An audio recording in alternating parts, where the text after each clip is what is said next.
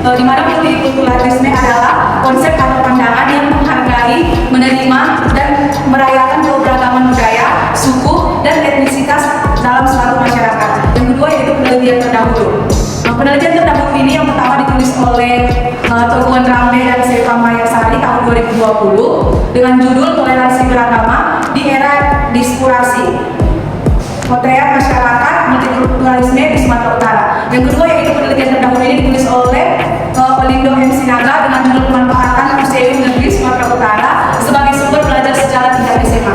Yang terakhir yaitu penelitian ini ditulis oleh Putri Wandini, Alvin Aldi, dan Yusri Dewi Siregar yang berjudul Dinamika Sosial Kehidupan Multikultural di Kota Medan Era Kontemporer. Selanjutnya yaitu metode penelitian. Ada pun metode penelitian yang kami gunakan yaitu penelitian kualitatif dan perpustakaan atau studi literatur. Dalam penelitian ini menjadi subjek penelitian adalah mahasiswa sejarah di Universitas Negeri Medan. Dengan teknik pengumpulan data yang kami gunakan dalam penelitian ini adalah observasi, wawancara, dan dokumentasi serta dipadukan dengan kajian pustaka.